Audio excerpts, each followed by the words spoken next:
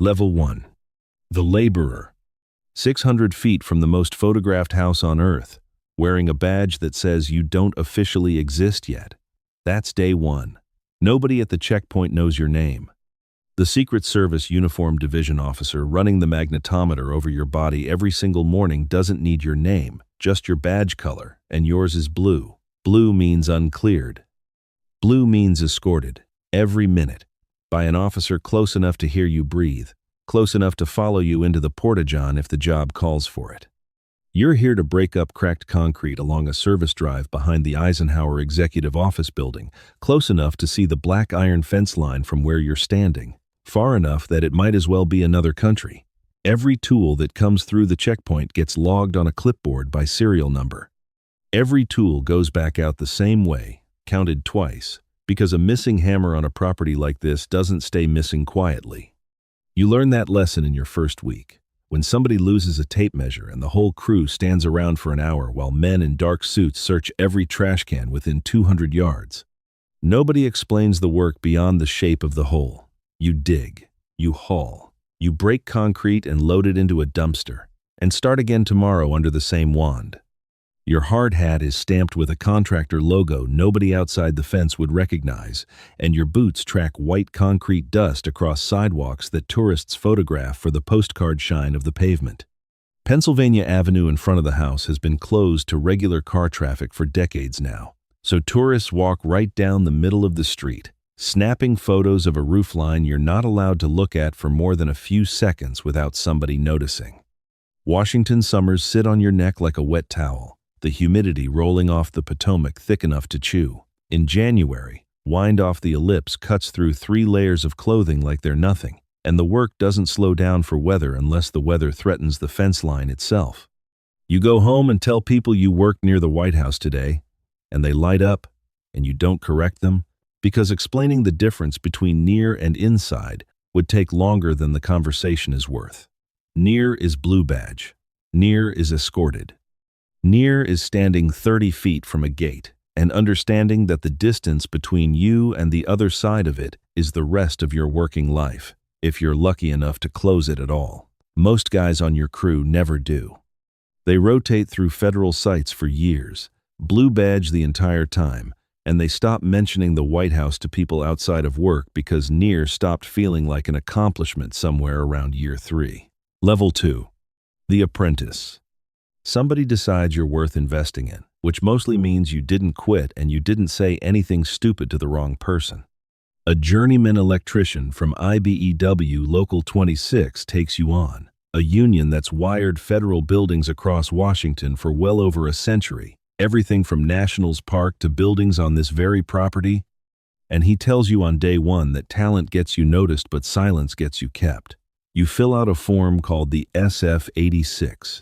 17 pages covering every address you've lived at since you turned 18, every foreign contact, every debt, every arrest that never turned into a conviction.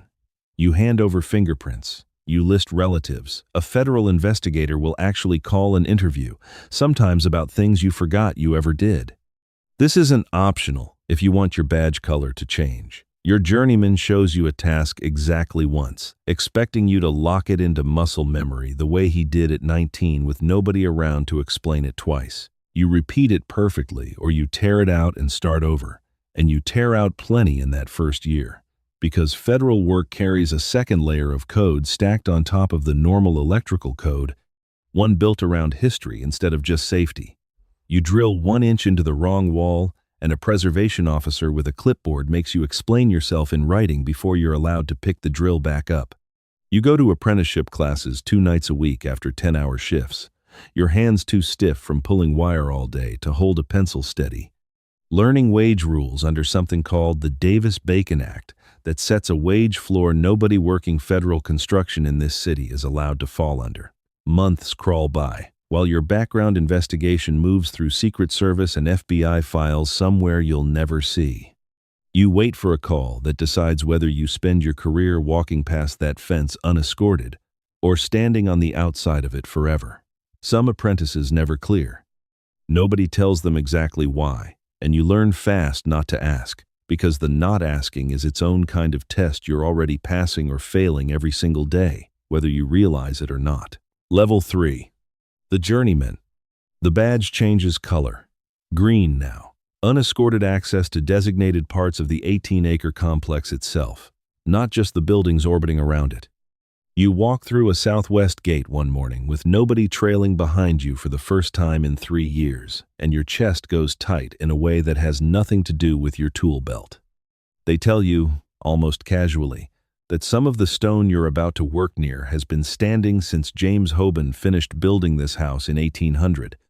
Stone that survived a fire the British set during the War of 1812 and got rebuilt inside the same sandstone shell that's still holding the place up today.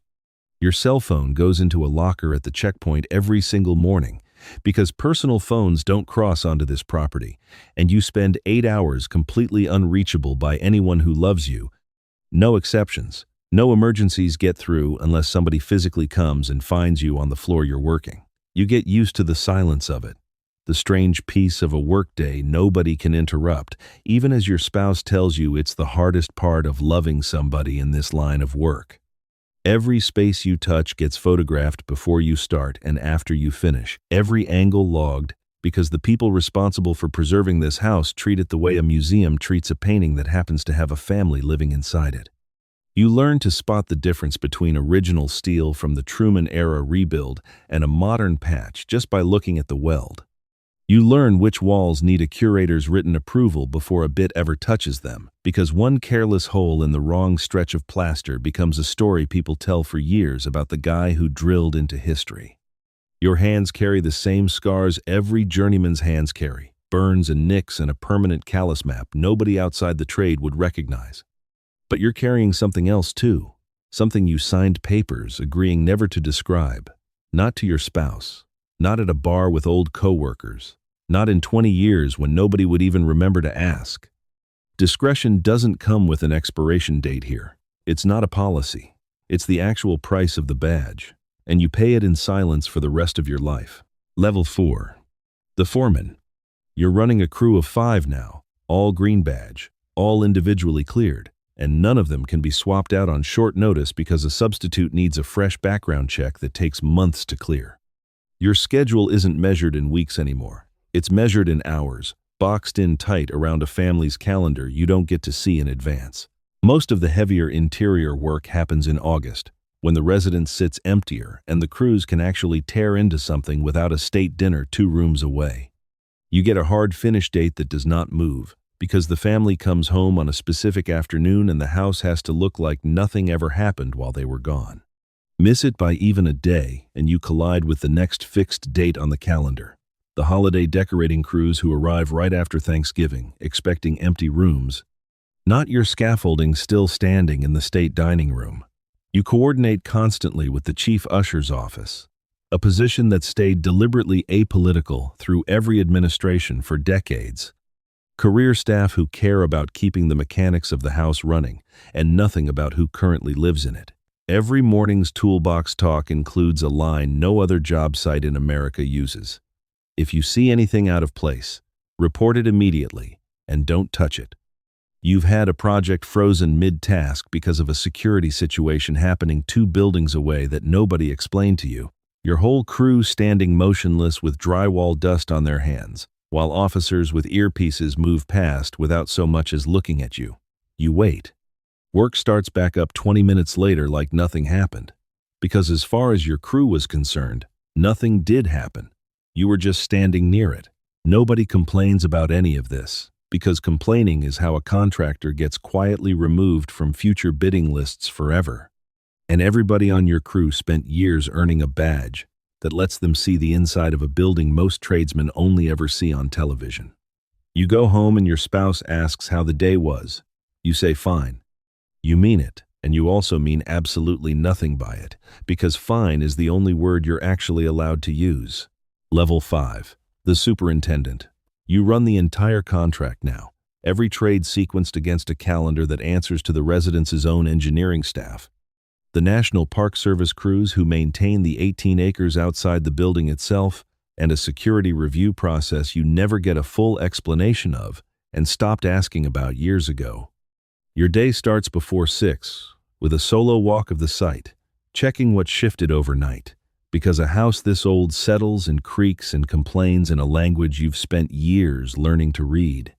You build your master schedule backward from fixed public dates that never move, the spring garden tours, the December tree lighting, the Easter Monday crowd on the south lawn. Every one of them, a hard wall. Your crews cannot be caught anywhere near. You've worked Blair House too, the president's official guest residence directly across the street, moving a small crew through rooms that have hosted decades of visiting heads of state. And the standard there is identical to the standard behind the main fence. Nothing gets left behind, nothing gets discussed, nothing gets photographed without sign-off first.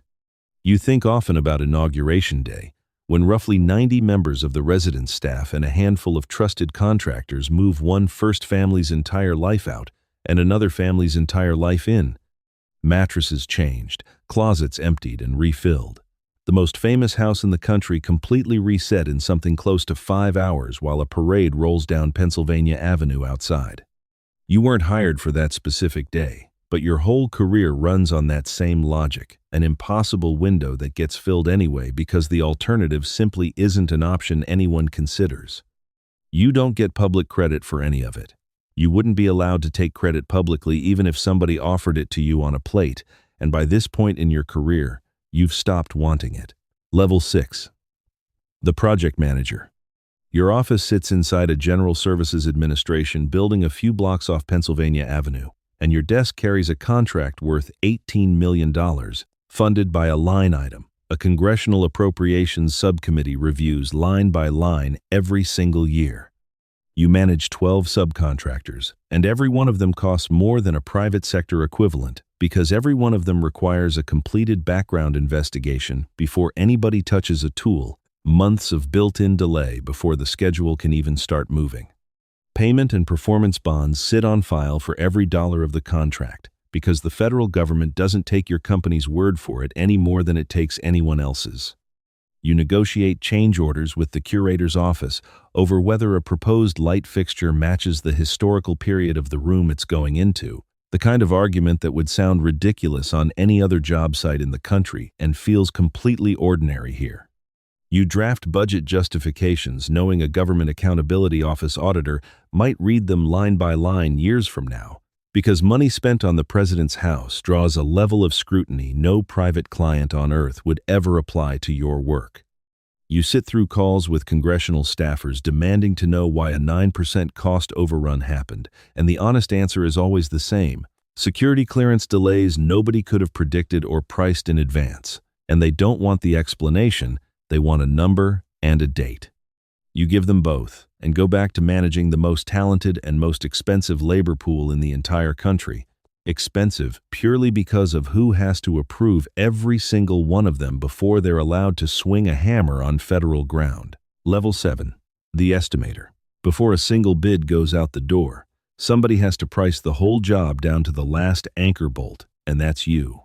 Working from drawings prepared by an architect who specializes in historic federal buildings, because General Services Administration solicitations touching this property only ever go out to a short list of firms who've already proven they can pass the vetting. You calculate labor at nearly double the standard union rate, not because the work itself is harder, but because every single worker needs a clearance that costs your company real money and real time before anyone ever picks up a hammer. You price materials to museum-grade specification, matching plaster composition and paint formulation to what was originally used decades ago. Because preservation officers will reject anything that doesn't match down to the texture and the sheen. You miss one line item buried inside the compliance requirements, and your company eats a loss that could sink a normal-sized firm overnight. Competition at this level isn't 20 companies fighting over a number. It's 4 or 5 firms who've held this kind of contract before, bidding within a fraction of a percent of each other, because everyone pricing this work already knows exactly what it costs to do it correctly. You submit your number through the federal government's own contracting portal and hear nothing back for months, because federal award timelines answer to procedure, not urgency, no matter how many times you call for an update. Bid day still finds you rechecking quantities at midnight out of habit, even after 20 years of doing this, because the fear of a single missed line item never actually goes away. You start the next estimate before you even find out if you won the last one. There's always another estimate waiting on your desk by morning, and there always will be. Level 8. The Vice President. You run the division holding every one of your company's sensitive federal contracts now. Not just this property, but Blair House, the Naval Observatory grounds, and a handful of other addresses where the vetting requirements are identical and the margin for error sits at 0. Your name has been run through more federal databases than you'll ever get a full accounting of, and you made peace with that a long time ago as the actual cost of doing this kind of work. You carry a phone that never really turns off, because a burst pipe under a state dinner or a failed generator during a security drill doesn't wait for business hours, and when that call comes, you have people moving toward the checkpoint within the hour. Badges ready. Every tool counted before it leaves your warehouse. A response time. You rehearse the way other companies rehearse fire drills. You sit across tables from federal contracting officers who've personally watched firms lose this business permanently over a single leaked detail. A photo that shouldn't have left the property, a subcontractor who talked too freely at a dinner party about something he saw inside. Discretion is the actual product you sell at this level, more than the construction itself, and your entire division's reputation rests on people who understand that the moment they say one word too many, they never work inside that fence again.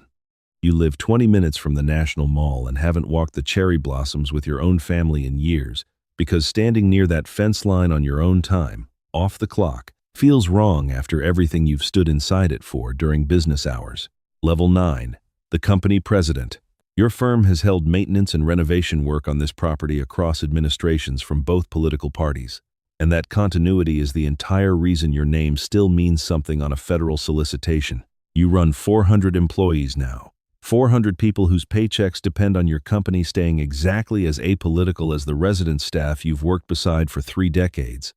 Career people who genuinely never discuss who they voted for, because the house belongs to the office and not to whoever currently occupies it. An administration in, an administration out, the work never actually stopping in between. You think often about 1948.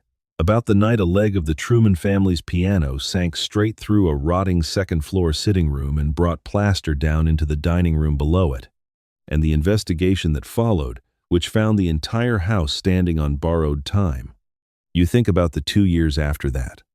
The interior stripped completely down to its original sandstone walls.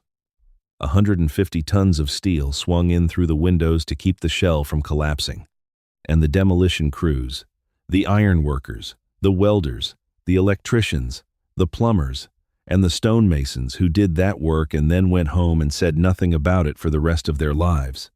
Congress authorized $5.5 million for that job in 1949 money, and your firm's entire culture traces straight back to the people who took on that project. Tradesmen trusted with the literal skeleton of the presidency and expected to carry the secret of it quietly ever after, without recognition, without their names ever making it into a single newspaper column. You signed contracts now worth many times that figure, adjusted for a security apparatus nobody in 1949 could have imagined, and you still carry the same responsibility those anonymous men carried, protecting a house that belongs to the country and answering, ultimately, to whoever the country elects next, term after term, regardless of your own politics. Level 10. The Legacy. You're 68, retired 2 years now, and you still slow the car down without meaning to whenever you're driving past that fence line on Pennsylvania Avenue Northwest. Your knees are gone from 4 decades of kneeling on concrete and marble. Your hearing carries a permanent ring from jackhammers and generators you stopped noticing sometime in your 30s. You think about the blue badge you wore your first year, the escort walking behind you everywhere you went, the months of waiting on a background investigation to clear your name for something as simple as walking through a gate on your own 2 feet. You never told your kids what specifically you worked on inside those walls, not the rooms, not the projects, because the discretion you signed onto decades ago never had an expiration date written into it anywhere. You told them enough. You told them you helped keep a house older than almost anything else in this country standing for the next family, and the family after that, the same way strangers you never met kept it standing for you, long before you ever picked up a shovel. Your son runs a crew for the same company now, blue badge, still waiting on his own investigation, hauling material past the same checkpoint you walked through as a young man too nervous to sleep the night before his first day. He calls sometimes, frustrated with the weight, the restrictions, the sheer weight of everything he's not allowed to say to anyone who asks him about it. You tell him it's worth it. You mean every word of it, the same way your own journeyman meant it 40 years ago when he said it to you, back when you were the one who couldn't imagine ever making it past blue. Somewhere behind that fence tonight, the lights are on in rooms neither of you will ever describe to another living soul, and part of what's holding those walls up is work your hands did 30 years ago that nobody will ever know about. And not being known was always, quietly, the entire point of the job. Tomorrow, some blue badge kid stands at that same checkpoint for the first time, and the whole cycle starts over without ever knowing your name.